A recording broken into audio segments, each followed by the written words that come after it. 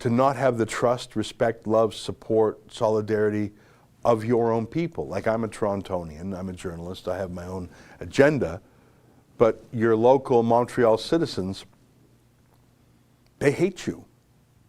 Can you do me a little experiment here? Go to Google, open up a Google search, and I'm just going to tell you to type in 3 words.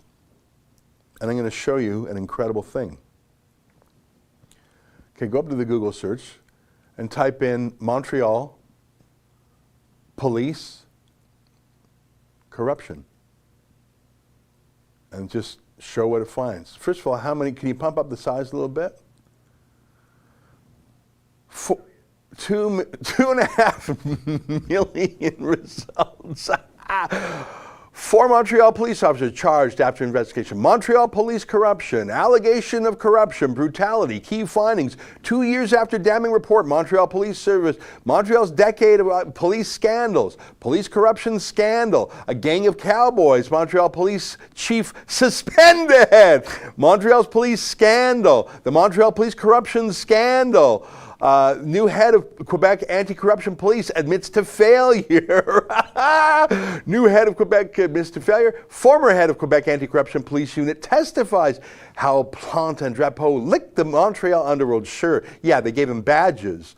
Corruption in Canada, corruption accusations in Montreal police force. Montreal police fabricated evidence to intimidate colleagues. Quebec puts English school board under trust. Montreal police face a storm of criticism over surveillance. Just cop versus cop. Quebec's corruption scandal. The Anti-Corruption Act, ouverture d'enquête de activities illicit et la corruption. Soupçon de corruption. Just a little soupçon of corruption, nothing more. Brutality and menaces. You don't have to speak French to know what that means. Corruptions in an industry. Quebec's anti-corruption police arrest 2 suspects. Yeah, did they arrest each other? I mean, what did you say? There was 2 million hits here? Montreal City Hall raided by anti-corruption police. And then those anti-corruption police were probably raided by other anti-corruption police. I mean, it really is the most corrupt police force in Canada. And I don't want to say in North America, because Chicago's got a reputation for corruption. Louisiana, at least under Huey Long, had a reputation for corruption. I don't want to shortchange any of those places. America's a big place. But I think Montreal would be a pretty big contender. Pretty big contender for most corrupt police force. So yeah, when I said thug, oathbreaker, unethical, corrupt, those were the nice words. You could hear some of the bad words said by their own citizens. Folks, just a reminder what we're doing here. We're giving you the news that no one else will. And you can see why. Do you think CBC, CTV, Global reporters are brave enough? Can you call up my tweet about Stuart Bell?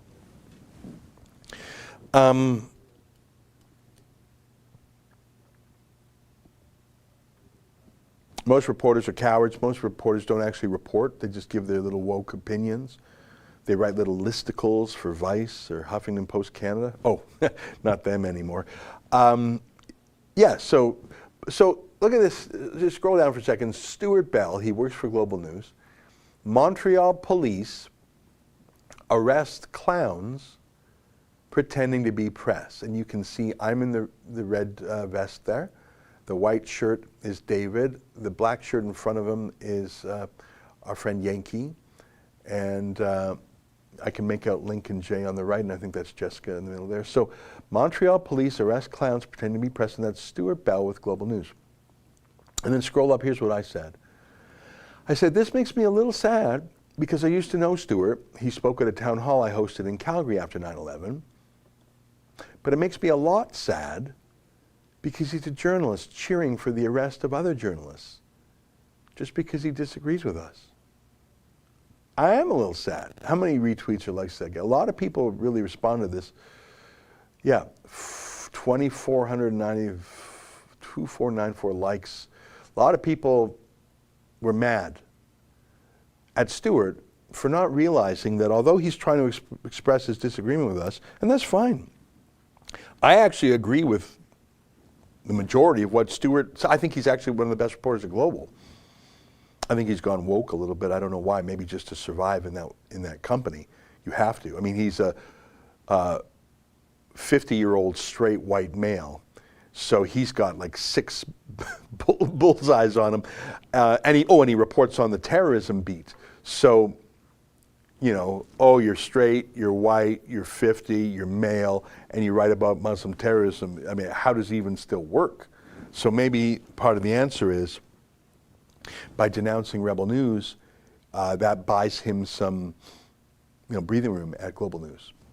But that's a shame because I don't agree with everything Stuart says, but if Stuart were roughed up this way, like physically roughed up, I would be appalled. And I absolutely would help. And, you know, I think we show that. Do you notice that there hasn't been a single statement about the police raid on our boat by any mainstream media? Other than those sort of cheering it on. Just like a few weeks ago when we saw that the US Navy was spying on us. Not a word from the Civil Liberties Association, the journalists, the free speech people, not a word. I find that odd. Now did I give a bit of a speech? Do we have that? Now speech, it's a little more than speech, it's a little bit of a rant. And Margaret was worried I might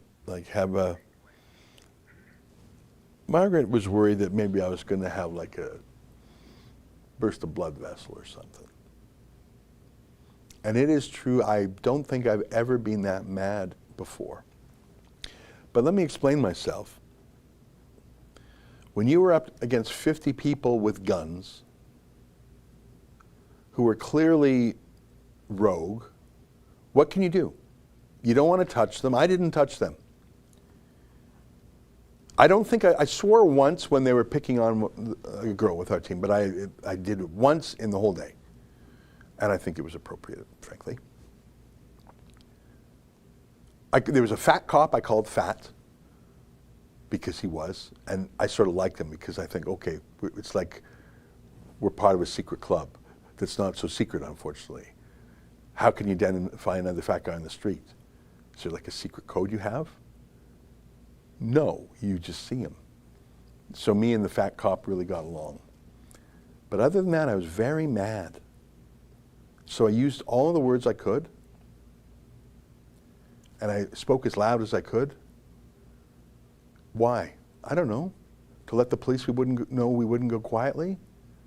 To try and reach any conscience they might have had? To encourage my own team, maybe? There was a large audience that I was talking to, a public audience. I wanted them to witness it. But I think mainly because of the tremendous injustice that was going on. They were threatening to storm our Airbnb and search the private belongings of our reporters as vengeance. So I was incredibly mad. I felt the situation was incredibly unjust. And all I could do was express my rage. Because I felt powerless in the moment. Now, we will have power soon enough when we sue every last one of them for false arrest, false imprisonment, assault, abuse of office. And I think there is some underlying bigotry there towards Yankee. I really do. Jew media, are you a Jew? That's weird. Anyhow, here, take a look at my rant. But let me tell you what I told these thugs earlier today. They asked me my name and I told them my name. And I asked them their names and they told me their names. And I said, we are going to get to know you intimately because we are going to sue you forever. We are going to sue these thugs forever for assault, for false imprisonment, for abuse of office. And you know what else? For being a racist bunch of thugs. And why do I call them racist? Because again and again, when Montreal police accost our reporters, you know what they call us? Jew media.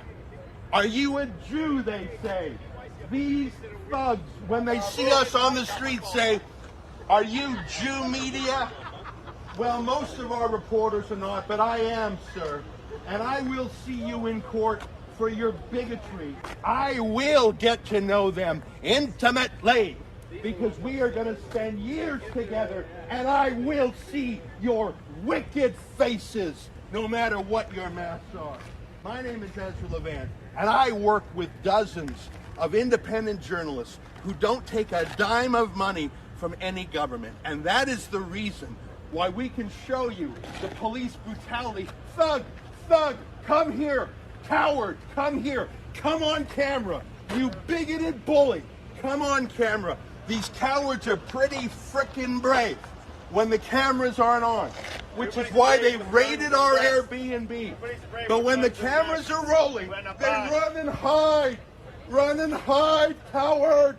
This raid on our journalists will not stand. If you want to help us fight back journalistically, if you want to help us fight back legally, go down to lockdownreports.com. That's lockdownreports.com. My name is Ezra Levant, and if you think I'm mad, I have only just begun. Go to lockdownreports.com. Cowards, come forward. Cowards, show your faces. I was very mad, but what can you do? My lawyer was already there. Someone wants illegal access to my Airbnb. If that happens, normally you call the cops. Well, what if it's the cops who want illegal access to your Airbnb? I think by that point, David had already been arrested and packed into the back of the car. Oh, so David was in the, okay, so I just heard there, thank you, I wasn't looking at the screen the whole time when that played. So David had not yet been arrested. The police came outside. See, that's what bugs me. See, we were all on the side of the ribbon, the police state. They came outside to push David and grab him in. It was their patented move that they've been using at these lockdown protests of physically grabbing people to punish them, or in this case, really a kind of hostage. Because like I said earlier, they said to my lawyer, if you let us on the boat without a warrant, we'll let David Menzies out of jail. Is that not sort of the legal definition of kidnapping or extortion? I mean, if David did something wrong, which I dispute, which I deny, which we will defend, then that's its own matter. Are you bargaining? Well, we'll drop our case against David if you let us have something we're not legally entitled to? Is that how it works? I can only imagine these police. You know, I can just see that strategy applied. So let's say you're, a cop, you're inspecting a store for something. And you say, that's illegal, that's illegal, that's illegal, that's illegal. I'm going to give you all these tickets unless you give me something I'm not legally entitled to. Like, can I get a free bottle of wine? Can I take a free bag of groceries? You know, I mean, that's basically police using extortion based on their badge and their gun and their office. The police arrested David. Now, I'm telling you that David will be found not guilty. We will fight all the way to the Supreme Court if we have to. You know us. We stand by David. You saw the tape yourself. But just for the purpose of my point here, let us assume hypothetically that David did do something wrong. Okay, so we put that over there because that's its own thing. The dirty cops, the corrupt cops, the on-the-take cops, the cops with 2.5 million hits on Google when you type in Montreal police corruption. I was surprised. I thought it would be like 500. It is 2.5 million. So these dirty cops, the most corrupt police force in Canada, perhaps North America, but I don't want to shortchange Chicago or Louisiana. The most corrupt police force in Canada, that for sure, arrests David for a crime. It's BS, but and then they say, oh, okay, so we'll give up this arrest if you just, can we get in your boat? We don't have a search warrant. No judge will give us a search warrant. Can you just let us in your boat? No? If we grab David and put him in a dirty jail cell for 6 hours, will you let us in your boat if we let him free? Is that not sort of the definition of a crooked cop?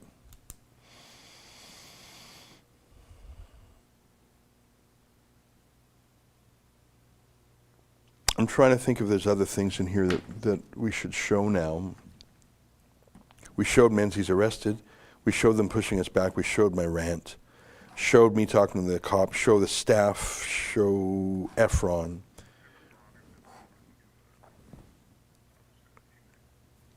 Is it any good? You know what? Let me do this because it's 12:50 and I haven't read a single super chat. I want to tell you how it ends. So here was what was on my mind. I didn't know what judge was saying what. I was talking to our lawyer was on the scene, but where was the action? The cops were not going on the boat. They were roughing us up, as you saw, but they were not on the boat. So what was going on elsewhere that we didn't know about? Was there some prosecutor or some police going before a judge somewhere? So I said to my guys, we want to see what information the cops are putting to the judge to get that search warrant. I don't know what it's called in Quebec, but in Ontario there's something called an ITO, information to obtain a search warrant. So typically when cops go after a bad guy, they go to the judge and they say, we'd like a search warrant, here's the information to obtain it, and those applications are usually, obviously, done without the suspect's knowledge, otherwise you tip them off, right? A search warrant isn't very good if the other guy knows you're coming the next day. So those ITO, those search warrant applications are done, another Latin word, sorry, ex parte. That means without the other guy there. You just one party is there, the other party's not there. So judges typically are a little more skeptical of ex parte applications because they're thinking, okay, says you, but I'm going to throw some more Latin at you. There's a phrase in law, audi alterum partem, which means hear the other side. That's actually our motto, telling the other side of the story. In every quarrel, there's two sides, maybe three, maybe more, right? So one of the age-old rules of justice is hear the other side. Let the other side at least have its say, even if it's BS. Let them have their say. Maybe there's some fact. So if cops go to a judge and without the other party to have their say, judges ought to be a little more skeptical than normal because they have to, in their own mind, play devil's advocate or say, well, what would the other guy maybe be saying if he were here, right? So I was trying to get into any application so it wouldn't be an ex parte search warrant request. We would be there because I was worried the police were going to cook up all sorts of weird lies about us. Oh, there was a crime on the boat. It's a drug smuggling boat, or I don't know. I have no idea. I mean, Montreal police plant evidence on people. They lie. They cover it. We just saw that. So, what would they say to a judge to get a search warrant? I was really worried that they were going to get it because you saw that they were lying to us even in real time. I was worried that the Montreal police would create some crazy lie that any Quebec judge would say, "Yikes! Rebel News is doing that? Yeah, go into the hotel and search that place." And so I was worried about that. But I also felt, because the cops kept saying, "Oh, just let us in. If we'll let Menzies go, if you let us in, can we do a deal with you to let?" So it was weird. At the same time, they claimed they were trying to get this search warrant, and 10 hours went by. So they were becoming more and more desperate to cut a deal to search the boat. And I didn't want to bend the knee on principle. But I was also worried that if they did search the boat, would we be there to accompany them? Because I was worried they were going to plant evidence on us, like fake evidence, contraband, drugs, I don't know, a weapon. Montreal has the dirtiest police force in Canada. Imagine if they had access to Rebel News reporters' personal effects, suitcases, purses, toiletries, whatever, rooms, and I wasn't there, and we weren't there. Imagine what they would plant. So, I was talking through our lawyer a little bit about, well, maybe our lawyer would be there with one. I just really wanted someone in the boat, because I thought there was a chance they would get that search warrant, and that colored a lot of my thinking. Because that's the worst case scenario. What if they go on the boat? Can we get someone there to observe? How do we make sure they don't plant evidence on because it was, obviously an Airbnb, it's just a kind of a hotel. If you don't know what Airbnb is, it's a very popular app, really. It's like a ride share app like Uber, but it's that for like bed and breakfast. But they're not just bed and breakfast. They can be big hotels, one room in an apartment. Like it's really revolutionized the hotel business. And as I said, we liked this because it was a self-contained, it was like renting a whole small hotel to ourselves. Imagine cops getting access to your hotel. So that's why I was fighting, and I didn't want to bend the knee. And then suddenly, no notice, no explanation, no one came over to talk to us. I just saw they started wrapping up that police tape. Do you have that video? I think I tweeted it. So we were all pushed away from the area. Our cars were down there too, by the way. I think we had 3 or 4 vehicles, and they wouldn't let us take our cars out. They just wouldn't. So they effectively impounded our cars, impounded the boat, seized the boat, searched our people getting off the boat, which is illegal. I was worried about them searching. I wasn't so much worried about that, although that's illegal. I was worried about them planting something on the boat. I really was. Because it would be like James Comey saying, hey, can I go in your hotel room when no one else is there? Yeah, crook, no thanks. So I was standing up. I think it was a tweet I did. I think I had a drudge siren. I said victory or something. And I just filmed just the cops just sort of packing up. They didn't even tell us anything. They just abandoned their whole 10-hour siege. What? Why did they do that? They were making great overtime pay. Did they run out of money? Yeah. Did I say anything here, or was it just B-roll? So you can see they're wrapping it up. So you can see it's dusk already. We've still got 10 cops there. Just wrapping, I was standing there because I wanted to, some of our people had moved on already to other projects, but I wanted to be there. Yeah, huge victory.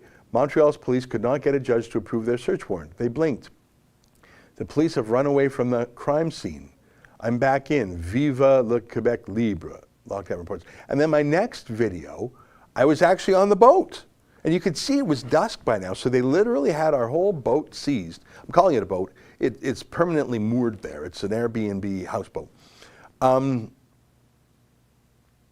hours. So I go back on the boat. The cops never went in. I was standing right there because if a cop went in without the warrant, I wanted to catch it on film, right? Because these are slippery fish. These are corrupt, crooked. Do I need to prove to you how corrupt these cops are? So go to the next video where I'm literally standing on the boat. It's 7:42 p.m., another beautiful night in Montreal. Look how gorgeous it is. But I've spent the last 10 or 11 hours kicked off this Airbnb houseboat that we paid for because a group of Montreal police demanded access to the boat for no probable cause with no search warrant. That's the gate right there. I told them to get lost without a search warrant. So they turned the whole place into a crime scene, literally putting up criminal do not pass police tape. They arrested my friend David Menzies and held him in a police station for hours. And they roughed up, they even pushed me around a little bit, and Kean Bexley too. Trouble is, they couldn't find a judge to sign their cockamamie search warrant because we did nothing wrong. We rented an Airbnb that had a capacity of 21, and there were only 17 of us here, and we were just having breakfast. It's really a hotel, that's all. So I'm very happy to say I'm back on the boat. I don't know if you can tell that. I'm literally on the boat. There's 3 cops down there, but, they're just enjoying the overtime they're making. And, we're going to retake the boat. We're on the high seas. I mean, my nickname at Rebel News is the Rebel Commander, so I guess I'm the commander of a boat again. Anyways, the police disgraced themselves. I'm glad that we didn't knuckle under to their bullying. And I'm sorry that David Menzies was put into custody so illegally. I still love Montreal. In fact, I love it even more because now I know how badly it's being victimized by police. It does not deserve this awful police force that it has. And they're frankly shameful. And if they think they're going to stop us from reporting on their brutal policing of the lockdown, they're dead wrong. And they're going to have to do a bit better than they did today. We still have a lot of legal bills. We're told that massive fines will be coming to us in the mail. We're going to have to fight them, and I think we have to go on the offensive too. Please help us with that. I can't fight this fight alone. We're massively overspent. You saw that outspent like 100 to 1. You saw what they had going on today. So if you can, please go to lockdownreports.com. Thanks very much, everybody. We had a win today. Let's savor it. We had a lot of sun there, eh? It was a very hot, sunny day, and I should never have the camera that close to my face. But yeah, it was in the hot sun. They wouldn't let us on the boat. I had to go to the bathroom, and they wouldn't let me on the boat. I needed some medicine. No big deal. Don't be worried. But they wouldn't let me on the boat. Why? They didn't have a search warrant. They couldn't seize the boat. They simply declared it a crime scene and would not let me go back on the boat. That's not lawful. And the thing is, that's the culmination of a month of police abuse against us. Now, it's exactly 1:01, and I've been yapping for an hour. I want to whip through the super chats because that's our style. So I'm going to try and do it very quickly. Looks like I've got about 30 of them here, or even more. I'm going to get through half of them, or maybe even more. I'm just trying to think if there's any other videos from the...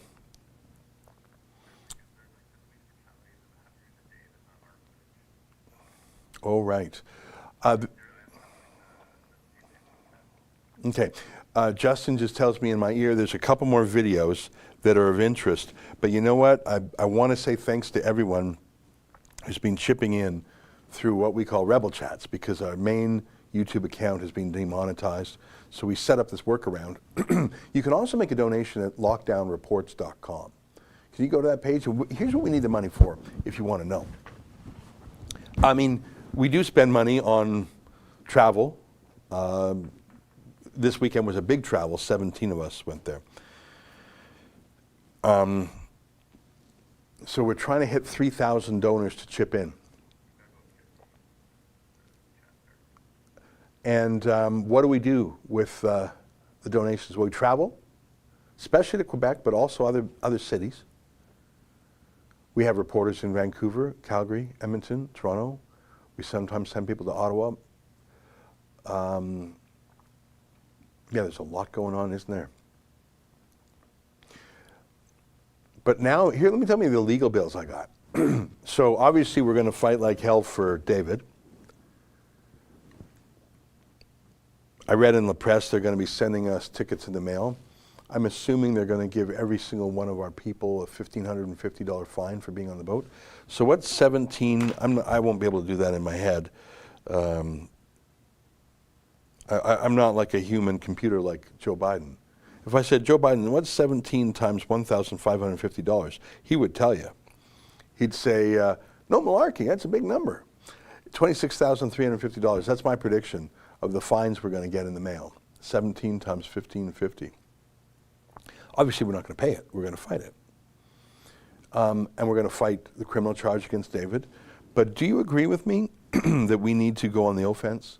Do you agree with me it's really, really weird that they're doing things like calling us Jew media? Are you a Jew, Jew, Jew, Jew? I think that's weird. I don't want to misunderstand that because I don't want to falsely cry anti-Semitism, but I actually really think it's bigotry. Like, why are you bringing up religion? What's religion got to do with it? You know, I was thinking about who we had there. I mean, Yankee is Jewish, and I'm Jewish. But we had people there who are Muslim, who are Christian, who I don't even know what they were. I didn't ask. I mean, we don't talk about it that much here. So Jew media, that's just a really weird thing, and it comes up again and again. And they were harassing Yankee even last night. They pushed him. Yankee said the police pushed him last night. So I think we have to sue the police. Now, you may know. Can you go to journalistdefensefund.com? We use that for so many things that might, for all I know, be I don't even know if that's the right website. Journalistdefensefund.com. There's not much on it right now. Let's take a look. Journalist Defense. Scroll down just a little bit, if you please. Is this our lawsuit against the Toronto police? Oh, that's all that's there. Okay. Well, I thought, thank you for that. We'll have to repurpose that website. I thought our lawsuit against the Toronto police would be up there. We're suing the Toronto police and 10 or 11 of their officers for pushing us around. And I believe we have to sue the Montreal police. I believe we have to sue them for pretty much all of it, for interfering with our lawful tenancy of that Airbnb, for interfering with our vehicles, for physically banning us from entering or leaving, for illegal searching what our people as they left the Airbnb, for assault against me, Kian, David, for false arrest of David, false imprisonment of David. And the thing is, all of it is based on a vendetta that has been going on for over a month. So I think not only do we have to defend against the $20,000, $30,000, $40,000 in fines they're going to try and send to us, but we have to proactively do something to help unclog the drain of corruption. Got to drain the corruption. Obviously, the corruption in Montreal is very old and it's been there forever. It's almost like that's, Montreal, how many mayors in a row have been, how many mayors in Quebec resigned in a corruption probe a few years ago? It was like dozens, wasn't it? Entire city councils, wasn't it? In fact, the last two mayors, I think. So obviously we're not going to clean up the swamp, but we have to try, don't you think? Let's read some super chats.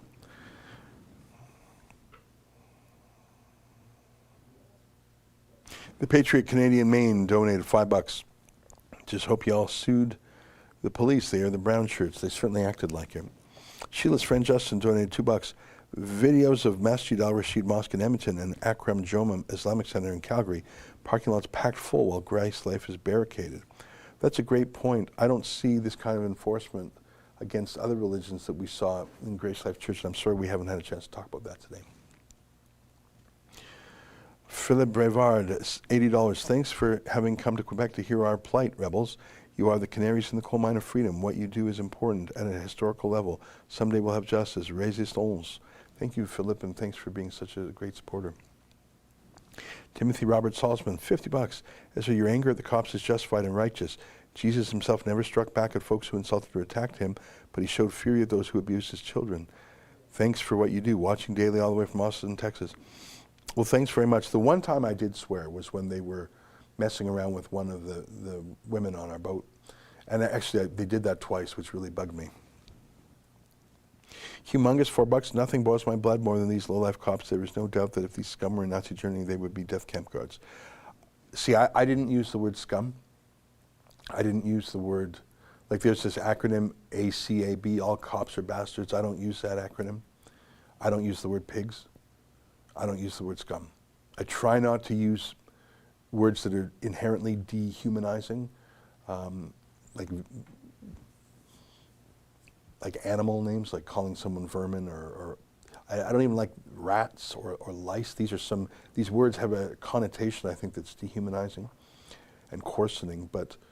And maybe you think I'm splitting hairs when I call them thugs. Maybe you're saying, well, that isn't that. No, it's thuggish behavior, violence.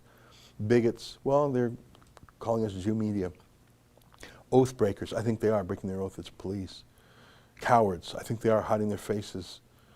I try and have some meaning behind my insults. Does that make sense? Does that make it any better? I'll let you be the judge of that. Zona Rosa, $16. I was so disturbed by this that I called Montreal police on Saturday. The first officer told me I'm from Ontario and hung up on me. I called back and other officers were slightly more friendly. You know what? One of the cops said to Yankee, why do you guys hate us? What, you mean other than the fact that you constantly arrest us, ticket us, handcuff us, try and storm our Airbnb without cause, physically assault us, detain David in a filthy jail cell for 6 other than that? I think they're just so used to submissive local media, they've never been scrutinized before. Or maybe if you scrutinize the Montreal police, you sleep with the fishes. I don't know.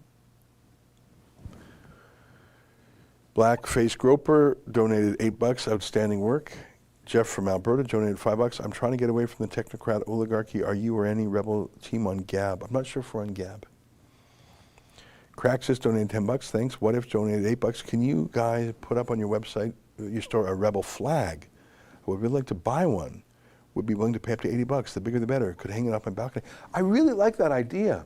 Like just a big cloth Rebel News word mark. Do you want to send a note to ATAN to the effect? I like that. Just a simple, and it could be a flag. You could theoretically fly it on a flagpole, right? So those brass eyelets, you know, that's a good idea. Sea Moon donated $14. I'm absolutely saddened by this, Ezra. Sending love and best wishes to all Canadians. Keep strong, Rebel. Your love from England. That's nice. Thank you. Indignant and unnerved, $8. Is there any significant party left that hasn't bowed a knee to totalitarianism? Yeah, haven't heard a peep from the Conservatives, from any of them about this. Have you? Zed donated $4. Here's a link to make a complaint. Oh, okay, thank you. Firegenics Gaming, $50. Thank you. Thanks for fighting the good fight. Keep up the great work, and don't let them push you around. Sue each one of them. I think we have to, you know. Rebel for Truth, $5. Thank you. Turt, $10. Praying for Canada. Yeah, well, we need all the prayers we can get. MEC, $2. Video today, 2 Alberta doctors speak out. Dr. Hodkinson. Yeah, he's great. My Scrappin' Mama, $3. Keep up the good work exposing the corrupt police. A. Baudouin donated $5. Thank you. Greg T, $10. Thank you. Fraser McBurney, $18. Yesterday at our peaceful rally, the masked bandit cops rushed down on us with pre-made $880 tickets. I believe it. We all trying to get out, and they left like children. Rory Ellsworth donated $7. Thank you. Bruce Predham donated $80. Keep up the good work. Thank you. Zona Rosa donated $8. If a fellow male was pushed, another male officer wouldn't have rushed to defend him, but male officers will overreact for a female officer. This is why women as police is a mistake. Well, I said to one, there was a woman officer who was being very provocative, and I think one of them, the trouble is, if you are not physically large and strong and commanding, a lot of the non-lethal options of policing are close to you. So if you're a 5'0", 100-pound policewoman, you can shout at someone, but it's not going to scare them the same way like a 6'6", 300-pound, 250-pound guy, 400. Well, we had the 300-pound guy. Like, let's say you're 6'6", 180 pounds, fit, strong, loud voice, and a sense of command. You, go.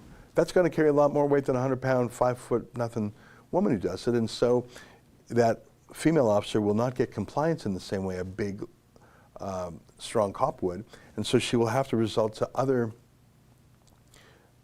tools, taser, gun. So she'll have to escalate because she doesn't have the natural command. And I think there's also another issue that such an officer knows what she would be like, and so do her colleagues. So there's an overcompensation factor there too. I'm not saying that, I'm not against women police. I'm just saying that in certain situations, like on the beat, or where physical altercations and high temperatures are, it may actually lead to more altercations because less violent, charismatic, authoritative bellowing would work, and some of these petite cops don't have that inherently. I don't know. I don't think I'm the first to say that. I think we saw that in Calgary when Ocean Weisblatt, this big kid on an ice rink, these 2 female cops just couldn't take him down. They were kicking at him, they were shouting at him, threatening to taser him, they were swearing, they lost their cool. And he wasn't even resisting, they just could not make this big hockey player tumble. It was just really, really bizarre, and I think it's simply because they were weak. And that's not an insult, that's an observation. Lisa Proust, how you doing? It was great to see you. It's great to see you, Lisa.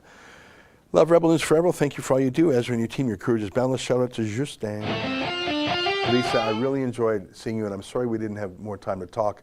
I was very distracted that day, but I'm glad we had a chance to say hi and take a picture together. Canadian Song Emperor, $3. Why do you think a woman being picked on is worse than a man being picked on? I don't understand that mindset. Well, I think it's a natural instinct. I think when you have a man picking on a woman, I think there's a power imbalance there, especially if it's a police officer male and the woman's done nothing wrong, which she did nothing wrong. It happened twice on the weekend. We had obviously women on our team, and 2 women who were particularly inoffensive and particularly mild-mannered and didn't do anything aggressive or escalating were picked on deliberately by the cops. It does motivate me in a way that, I mean, listen, I don't like David being pushed around either, but I think it's human nature. If you see a woman being bullied by any male, especially a cop, do you not feel an inner reaction to protect? And in that case, I swore at the cops for the misconduct. It didn't fix the problem, but at least let them know someone was watching.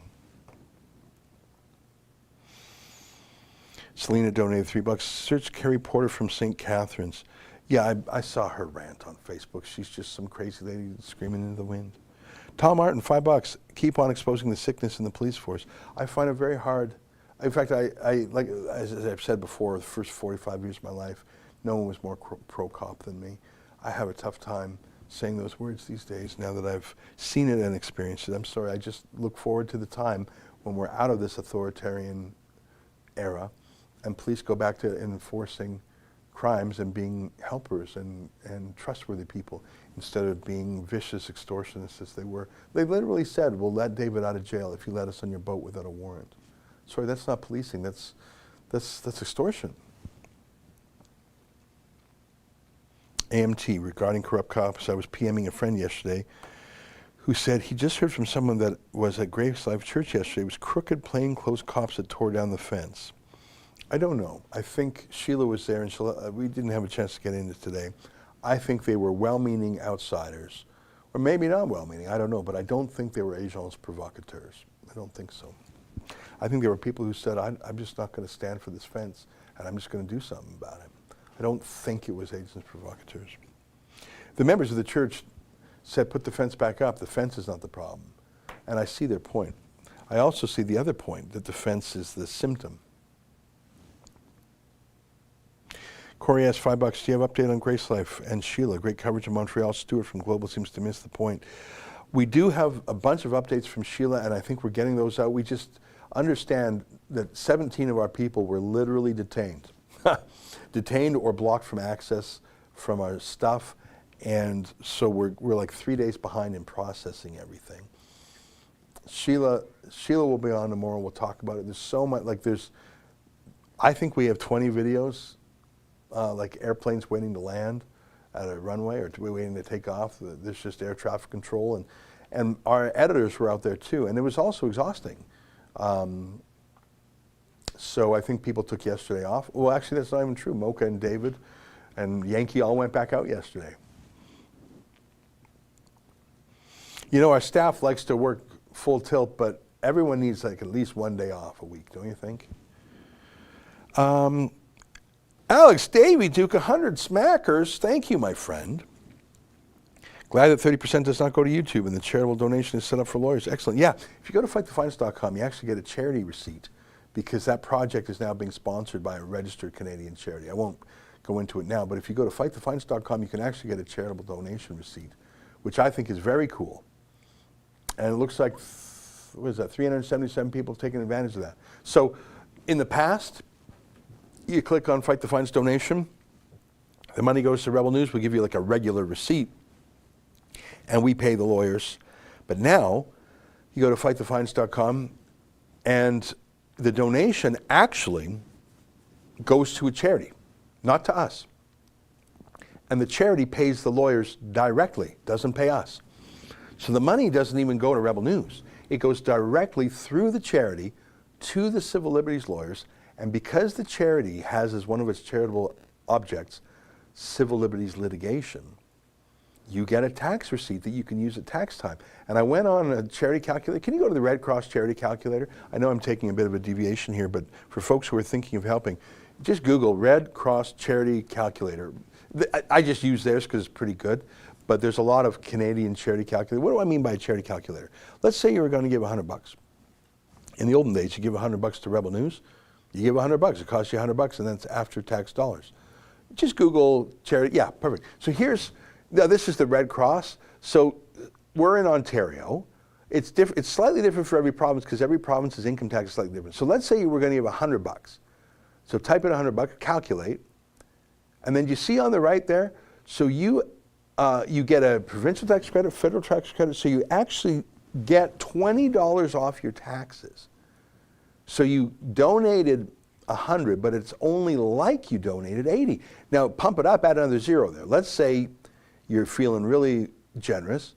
If you donate $1,000, as you can see, it's actually costs you just over 600 and something. So because you're in a higher tax bracket, right? So you're using more. I think that's how I'm not a tax expert. I'm relying on the Red Cross. Okay, just go crazy for a second, add another zero. So you can see, and I mean, such a donor would be very rare. But if you have the means, and we're actually thinking of really helping our fight the fines, if you donated $10,000, and again, a guy can dream, right? You would get almost $4,000 back at tax time. So, like I mentioned to someone else the other day, would you rather give that tax, you see that tax credit, just let's call it $4,000, it's just under $4,000. Would you rather that go to Justin Trudeau or to these civil liberties lawyers, right? Like, unfortunately, you've got to pay tax, all right? Would you rather that tax go to Trudeau, or would you rather that tax, you get a credit for it because you sent it to the Civil Liberties Project, Fight the Fines? By the way, I was the third donor to this project. I just donated $100. I might donate more later. I got the receipt. I'm going to keep it for tax time. So I donated 100. It's only going to cost me 80.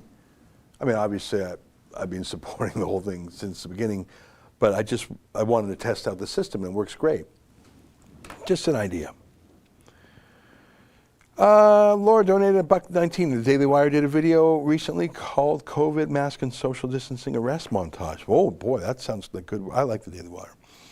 M donated $5. Canada needs Rebel News now more than ever. Scott donated $2. None are so blind as those who refuse to see. Yeah, the CDC and Canada's Theresa Tam have changed their views on so many things. Spiral donated $2. Do you think if Sun News was alive today, it would be Canada's equivalent to Fox News? I do. Yeah, I do. Philippe Brevard donated again. Thank you. With a boss such as you, I'd go to the front again, Ezra, chanting and happy. Hope your employees appreciate your passion and ethics. That would be military officer worthy. Ducimus. I don't know what Ducimus means. I'm sorry. When I speak Latin, I sort of pretend that I know what I'm saying. What's up, A10?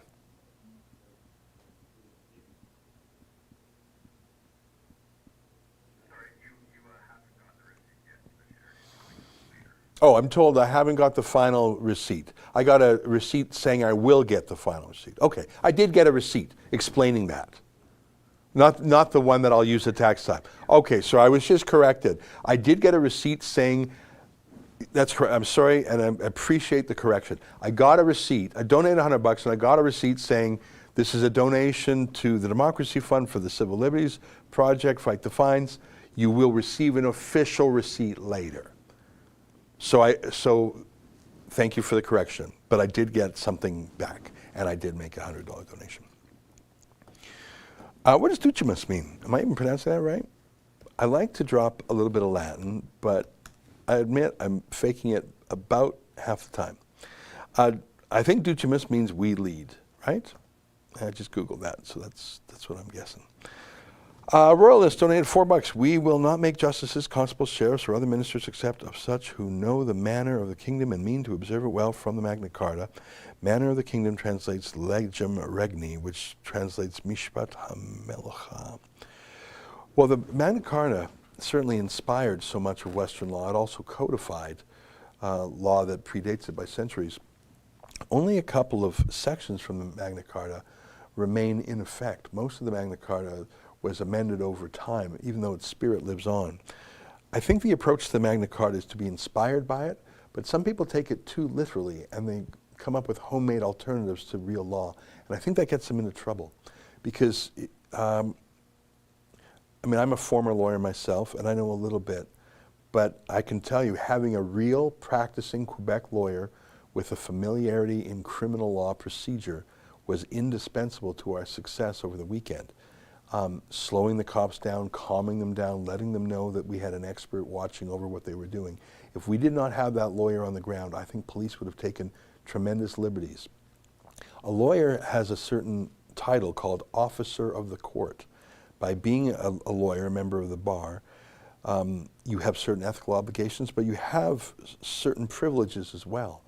And having a lawyer on the scene, our lawyer came 15, 20 minutes after we called him. Like, it was very quick. He was stuck in traffic a little bit, but it was very quick. And he spent the whole day down there, whole day. So he would have been there 10 hours. And back and forth and talking to the cops and talking to this and calling other lawyers. And he worked very hard. And by the way, he did great. I run a little hot. I know this will come as a surprise to you, but I like to have a lawyer that's cool, because I can be hot. I need a cool lawyer who's going to say, whoa, pump the brakes a bit, buddy. Here's an issue, there's an issue. But it was excellent, and I very much enjoyed spending the day with him. And he actually came out with us the night before on the streets, because we were worried that we would need a lawyer with us on the streets. So how do we pay for that lawyer? And worth every penny, might I add. Crowdfunding, that's what we do. You can donate at rebelnews.com, at lockdownreports.com, fightthefines.com. That only goes to civil liberties litigation. Or even through our Rebel chat here. All right, let me hurry up because it's 1:26. I got to keep cracking, keep going here. Chatham Rebel fan, $5. You know, Montreal would not be with us today if the British would not have felt bad for these bums. Well, listen, I want to tell you that we felt tremendous support in Montreal. Tremendous. The very first night, I was going out with, who was I with? A very new cameraman and a fairly new cameraman producer. Yeah, so, but it was just me and two other guys at first. So we were going out at night, and I bumped into a guy who was actually just sort of a security guard for the Port Authority. I mean, yeah, that's what it looked at night. But it was just me and two guys who had really never been on TV for us before. And the security said, "Are you with Rebel News?" And he had a French accent, so obviously he's Francophone primarily. And I thought, isn't that incredible? We've gone from zero to very, and when Mocha and David are on the streets, people mob them and swamp them, and our fans were coming down. As word spread about this trauma, fans started coming down by the dozen. There were, I don't know what there were at the height, probably 100. It's incredible to me, and the demographic of our supporters. If you would have asked me 2 years ago, who is your demographic? I'd say, oh, it's sort of guys like me. You know, 40s and 50s, maybe in Alberta, maybe in the oil patch, or farmers, or, you know, sort of traditional right-wingers or whatever. I don't know. But if you ask me who they are now, well, it's incredible. I mean, in Quebec, it's people 20 to 30, almost equal numbers men and women, people who probably would call themselves apolitical or maybe even liberal, who are just shocked at how their civil liberties are removed and how the pandemic is being used as an excuse. I think we got a very short video of Alex reclaiming the boat. So we had a lot of people, and Alex went on, he had a little narrative, I liked it. So he was actually walking onto the boat. I wouldn't mind showing that just for a second. Do you have that handy, sort of surprise you? So, I mean, I just want to let you know, we had this stressful day. We were fighting, hollering. David had the worst day. They were pushing us around. They were just really abusing things, trying to threaten us, and then suddenly it was over. And here's Alex going on the boat.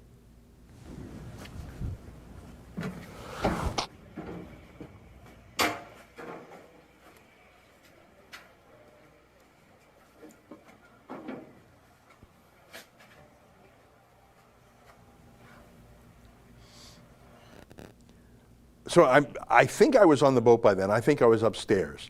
But so it's just, as you can see, it's just like a Airbnb. Like, there's nothing weird there. You saw our computer and some of our gear. You even saw on the table there the breakfast, because we were doing nothing wrong or nothing weird. Like, you see that big computer there? that big Apple computer on the end. Like, our guys brought their computers, like we were editing on the boat. It's a boat, it's a houseboat. Like, so you come in, you see the lunch on the left, but you see that big computer on the right? Like, there's no way in hell I'm letting police come on the boat and taking our rebel computers. I'm just not letting it happen. So so there's some breakfast on the table there, and then down below are the rooms, and then on the roof is where I was giving my little thing. I'm not letting police in there. Get a warrant.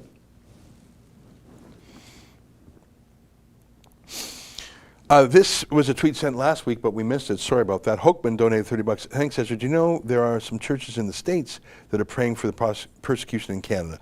Go even more after this ridiculous and horrible communist actions. No words for this. I'm 20 years in Canada as a free country.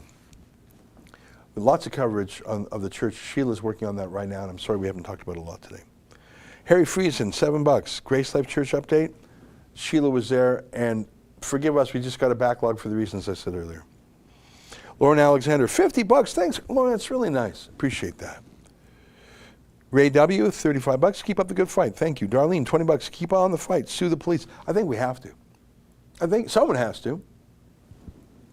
Adam donated $100. Here's a little thug fighting money. Cheers, team. Yeah, I mean, I feel like I have a license to use the word thug. You saw what they were doing. Do you think it's okay for me to use the word thug? You maybe? Do we use it too often? It's used a lot. Used a lot on Saturday. I'll give you a little secret. That word has a bit of a menacing edge to it, right? Saying it even sounds like a different word. It sounds like F-U-C-K. Thug. Thug. You thug. Like if you say it, it almost sounds like a swear, right? Yeah. So the fact that it's a little bit of a menacing word, it's a mean word, and it sounds a little bit like a swear, I'm just speaking personally. That word is therefore sort of a safety valve for me, so I don't say the bad word. It's a substitute. It's like Diet Coke versus Coke. You know? I got to say something. I'm steaming mad. And if I don't say the word thug, like I can't just say, you naughty, naughty lads. Oh, we'll have a word with you, I bother. Oh, we'll take you to the magistrate's court of law, and you'll have to explain yourself before you know, I mean, you can't do that. When you're in the thick of it, when you see your people roughed up, you can't be fancy-pantsy. And you feel within you various strong emotions of injustice and rage, and they're picking on people, and look at them focus on the girls, and look at them pushing David around, and that's not fair, and they want to search our place, and I know that's wrong, and I used to be a lawyer myself, and I'm appalled by the injustice. If you don't let that out, so I think thug is absolutely acceptable, and I would say that I say that word and I get some of the anger out, so I don't say worse things. When in some of those videos we played earlier today, people were using the F word, people were using other words, other swears, people were saying pigs, people were saying scum. I do not believe our people ever said pigs. All cops are bastards. These are phrases of the left, actually. We didn't say those things. It's hard not to when you're physically being attacked in the manner we were. But I think we comported ourselves fine. I did swear once when they were picking on a girl from our team. Brent donated $2. Please stop referring to people's physical appearance as fat. Makes me cringe and takes away from your message. Listen, again, same thing. It's I'm very mad. I'm in the moment. I'm just seething at these people. And I see a fat cop and I try and make a joke. That's all it is. I see a fat cop and it's a self-deprecating joke. Oh, you give me hope I can join the police. Do you see that that's a insult, but it's a two-way insult? Do you see what I mean? Do you think it's okay for me to fat? And here's why it's relevant. And it's not. First of all, when you're fat, you can make a fat joke. It's the reason why Chris Rock can make black jokes that maybe Jerry Seinfeld couldn't. And likewise, Jerry Seinfeld makes so many Jewish jokes, and a guy has a license for that, right? So therefore, a fatty can make a fat joke with some impunity. But also, it actually is somewhat relevant. If I was criticizing a lawyer for being fat, what's the relevance? But a cop being fat goes to Are you actually a real cop? Like, did they really lower the standards that bad? Like, cops are supposed to be fit, and you're not. You don't exactly seem to be regulation. So I would justify my calling that fat cop fat in 3 ways. First of all, I'm fat, so I get to. Second of all, I was saying it in a self-deprecating and sort of lighthearted way. And third of all, it actually is relevant when you, just like there's some extremely fat health ministers in the world, or even Doug Ford, excuse me. Rob Ford, rest in peace. Doug Ford. Judging by what I know I weigh, I think Doug Ford's at least 300. I really do. So he's giving us advice on being healthy, eh? Can you Google Health Minister Belgium? You're not even going to believe what you're about to see. So it's irrelevant calling out people for being fat. I agree 99% of the time. But when you are telling other people, scolding other people, limiting other people, that is the health minister of Belgium. For your health, she's got lots of advice. Is it mean to bring attention to her own lack of health? It might be. But sometimes facts are mean. And I think that it's okay to mention that if she is being abusive and lecturing. I think it's fair. Do you think it's fair? And now again, she's a woman, so maybe it feels more unfair. How about Doug Ford? Yeah, you can take that out. How about Doug Ford? Doug Ford's 300 pounds, and he's telling us about eating cheesecake. Right? He says, eat cheesecake. I got the cheesecake recipe, everybody, for your health. No, fatty. I don't think you really care about health. I think you like power. All right, let's speed up. Okay, so I politely disagree with you, Brent, about calling fat people fat, because I think I have a little bit of wiggle room there. Madeline Saviscus donated $7. Thank you. Mario 27, $8. Grew up behind the Iron Curtain. At least we all knew everything was a lie. This does not look like Canada we fell in love with almost 30 years ago. Looks more and more actually like returning of fascism. Keep it up. A lot of people from the Eastern Bloc say that. Dave Gilbert, $10. Thanks. Redfish, $10. Keep up the good media. Thank you. Herring Cover, $40. Thanks, Rebels, for your courage to report the truth, especially to Sheila, being an encouragement to the Great Lakes. Sheila's the best. I really wish she could have come to our Montreal excursion, but I knew it was important. She knew it was important to be at Grace Life Church. Stephen donated $5. So could this possibly just have been a concerted effort to keep Rebel News away from the protests? That's a great observation, Stephen, and it did dawn on me. And we did manage to get a little squad of, I think, about 4 guys and gals who got off the boat and went to cover the protest nonetheless. Now, as it turns out, I'm advised that the protest was largely uneventful, that in fact the big event, during the day at least, was our own illegal siege and search of the Airbnb. But that's exactly what I thought too. Barb Duffy, $20, thank you. Kat Gale, $20, thank you. Jose Martins, $50. It's a very sad what's going on. Carry on the great job. Go to hear back from you. Well, we're not done with that city. In fact, we met some wonderful people. I hope to hire an additional full-time reporter from Montreal who is a native francophone.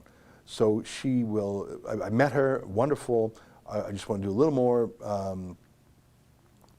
process, but in fact, if you go to our careers page, rebelnews.com/careers, you can see we've been looking for a full-time Montrealer for a few months now, and I think we may have found our candidate. I love David Menzies donated $10. Well, right there. Now, my skeptical lenses are on. No, I'm kidding around. Listen, we rib David, we have fun with David, and no one pokes fun at himself more than David does. He is lovable. He absolutely is lovable. And that actually is one of his superpowers, is that because of his charming style, his friendliness, his hail fellow well met approach, his always taking people, giving people the benefit of the doubt, always keeping his calm even when other people raise the temperature.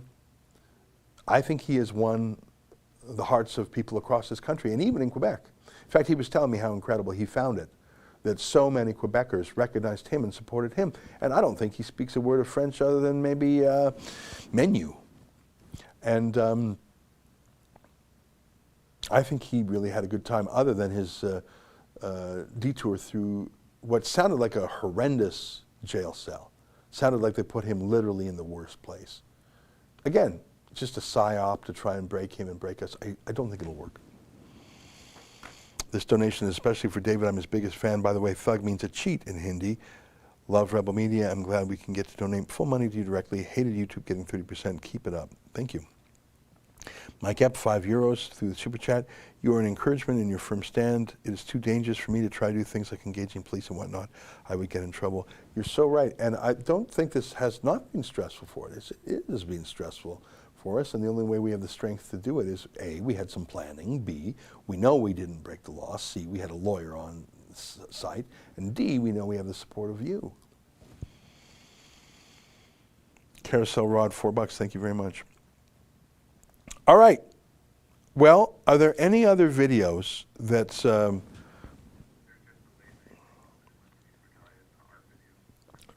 sure, you know, I want to show you one last video, because I do have to go sort of soon.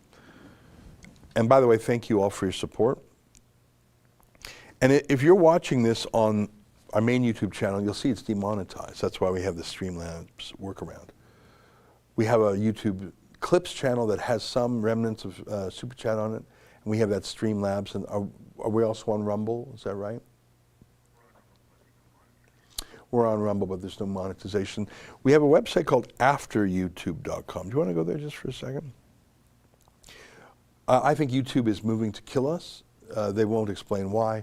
There's no video we've done that's broken the terms of service. We have not got what's called a strike. So we have this page called afteryoutube.com, and scroll down. We have 3 things you can do to help. Number 1, sign up. Why? So we can contact you when we're shut down. Number 2, just FYI, here we are on Rumble, Odyssey, Minds, BitChute, Parler, and Telegram. And number 3, gotta ask, if you can help us make for the demonetization shortfall, I'd be grateful. So those are the 3 things. You can find them all at afteryoutube.com. I want to show you one last video before we go. And it just happened this weekend in a lovely, the weather was so lovely. I mean, you could see I got a little bit of sun there. My face was really red when I was on the rooftop, wasn't I? I didn't wear a hat all day. I'm terrible that way.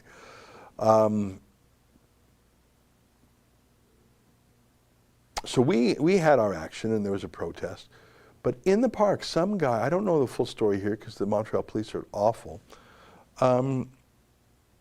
It's so bad, I want to give you a warning, a viewer's warning. Look what the Montreal police did to some guy in the park. Take a look.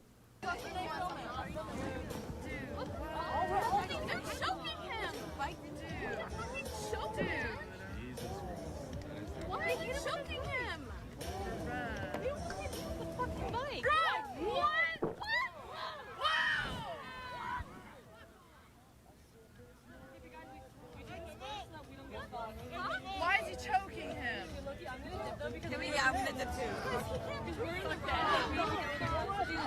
Yeah. That is not okay. Fucking choking. Is that sort of what they did to George Floyd? Am I saying his name right, George Floyd? It's reminiscent of what happened to George Floyd, isn't it? I think. What were there, like 8 cops on that guy? Was it 8? Yeah, and a full chokehold. And why was he just wailing on him like that? Like he was of no threat. When you have 8 people pinning you down, like you could be Arnold Schwarzenegger, you're not getting up. Can you put that up? I want to count the cops. And he was completely, like he wasn't flailing about, like he's completely immobilized, right? 1, 2, 3, 4, 5, 6, there's 7 cops in the scene there. Here comes an 8th cop. Boom, boom, boom. Here comes a 9th cop. Just pounding on him. Got his neck in a chokehold. Yeah, and just get that neck. Why? He's completely immobilized. Is he not wearing a mask? Or, you know what, and again, I don't want to be the guy who rushes to racism, but that fellow looked either Aboriginal or a visible minority. And again, there may have been a reason other than his race. There may have been a reason other than his mask. But after what I've learned about the Montreal police and what you've learned, what do you think?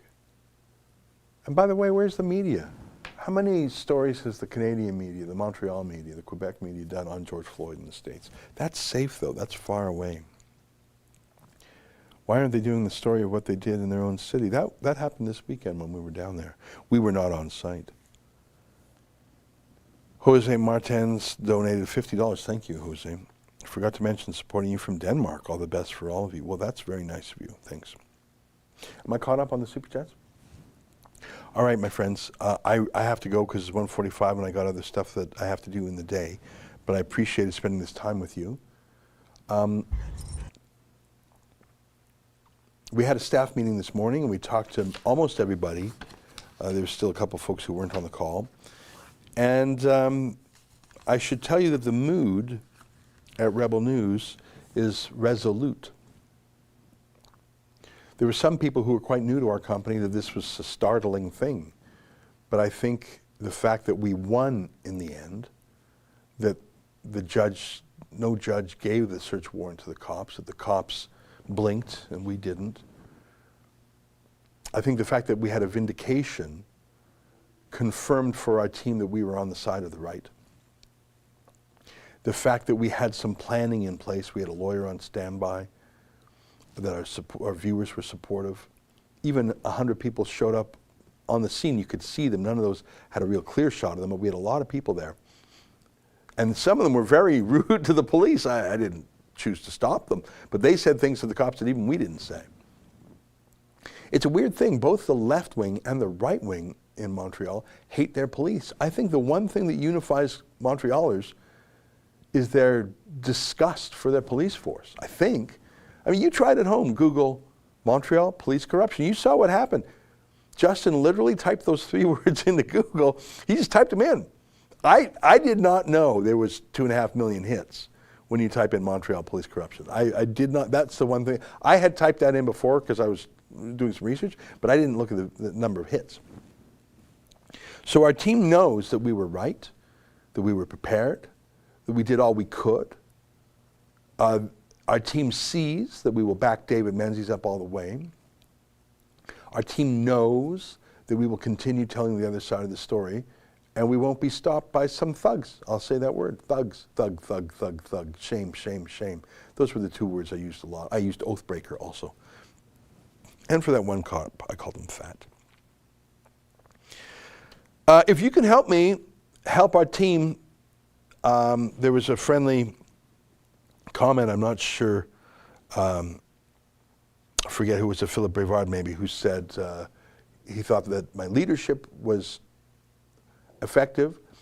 I thank you for that comment.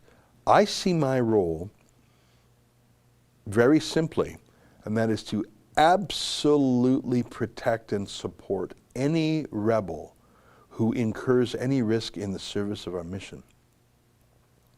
So, for example, and we didn't even talk about what Drea was up to this weekend. Drea had a busy weekend. So, we had 2 bodyguards we hired for Drea. I haven't got the bill for that yet. I'm going to guess that's close to $1,000 to have 2 professional, licensed, insured bodyguards for her for half a day. It's probably $1,000, including tax and all that, blah, blah, blah. Why? Because there's no way I will allow, because she was at an event that there was some risk at. She was there for me, for us, for you, the viewer.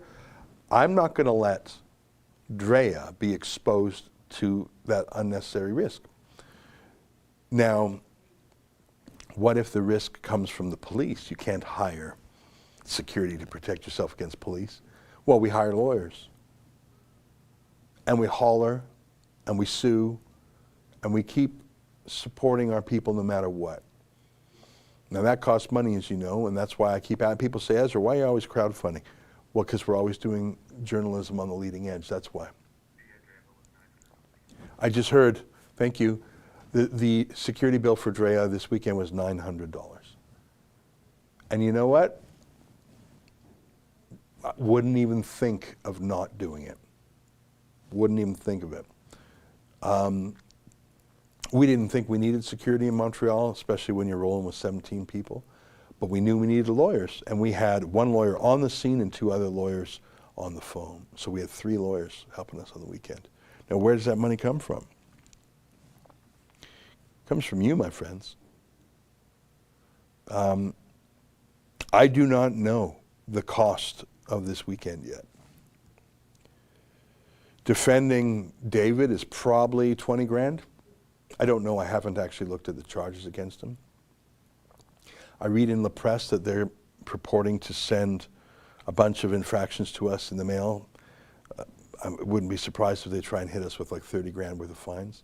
We're going to fight those. How much will that cost to fight those? 5, 10 grand, 20 grand, I don't know. But I think we have to not just be defensive. I think we have to go on the initiative. I think we have to sue the police, and I think we have enough to make a case. I think we can show that the police have a pattern of harassment against us, that sometimes are motivated by improper motives. I think they said some anti-Semitic things to Yankee. Jew media, are you the Jew media? Are you a Jew? What does that got to do with anything? I think they target our people regardless of race just because we're pointing cameras at them. And I think their raid this weekend was so dishonorable that I think all taken together, the Montreal police have a wicked vendetta against us. And I don't even think it's a Jewish thing.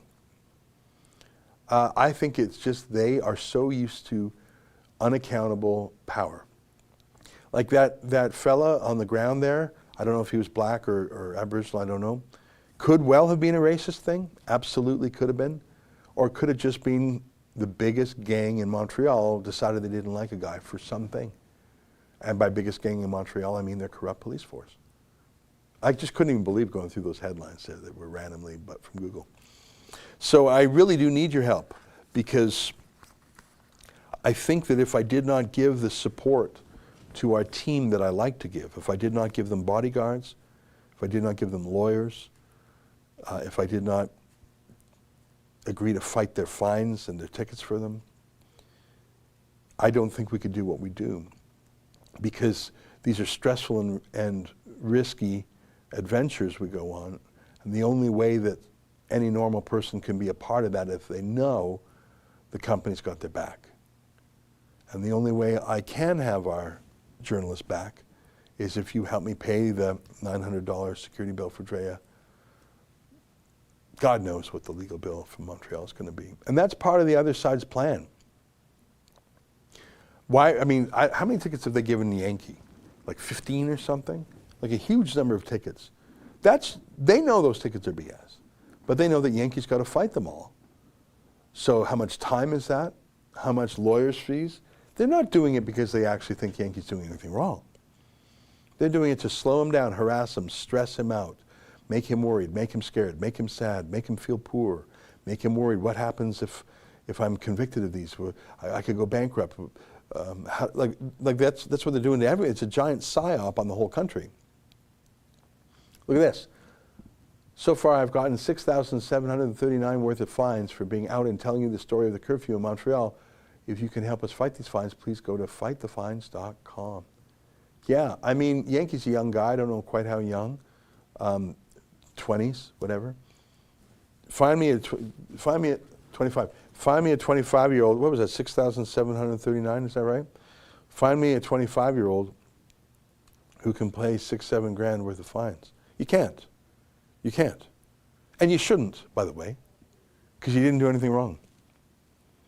All right, I got to get out of here. Do I have any more super chats? Am I behind? Do we have a dog video?